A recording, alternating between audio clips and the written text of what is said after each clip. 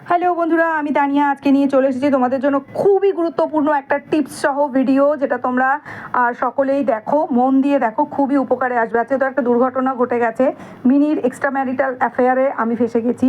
যাই হোক, সেগুলো পরে বলছি। আজকে তোমাদের দেখাচ্ছি, দেখো শাড়ি থেকে ব্লাউজ পিস তোমরা কতটা কাটবে, এটা একটা তোমাদের সকলেরই জিজ্ঞাসা থাকে।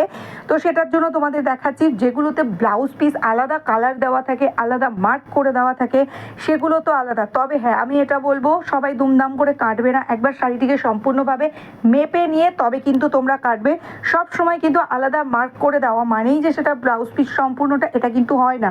তো শাড়ি কতটা হওয়া উচিত, দেখো এখানে আমি দেখাচ্ছি তোমাদের ফিতে দিয়ে, যে তোমরা প্রত্যেকে একটা 10 টাকা, 15 টাকা, 20 টাকা, যে কোনোভাবে হোক একটা ফিতে বাড়িতে রাখবে। তোমরা 100 সেন্টিমিটার, যেগুলো ছোটো ছোটো দাগ, 100 সেন্টিমিটার, 1 মিটার, তো এইরকম করে তোমরা 5 মিটার মাপবে। আর 50 সেন্টি মানে 5.5 মিটার টোটাল একটা 12 হাত শাড়ির মাপ। তারপরে যে এক্সট্রাটা থাকবে সেটা হচ্ছে ব্লাউজ পিস। এবার একটা সবার জিজ্ঞাসা থাকে যে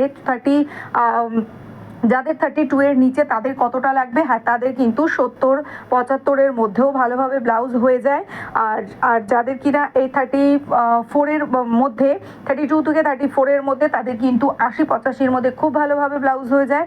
আর যাদের 42 আপ রয়েছে তাদের জন্য বলবো 90-95 সেন্টিমিটার কিন্তু লাগে। সেক্ষেত্রে এই প্রতিটা ক্ষেত্রেই কিন্তু আমি বলছি, যাদের নর্মাল তোমাদের ব্লাউজ রেডি করা তাদের হয়, কিন্তু এক্সট্রা লাটকান, এক্সট্রা ঝুল, এক্সট্রা কনুই পর্যন্ত হাতা, এগুলোর জন্যেই কিন্তু একটু বেশি কাপড় লাগে, সেটা মেনশন করে দেওয়া হয়। তো আশা করি তোমাদের এই জনিত কোনো সমস্যা আর থাকবে না।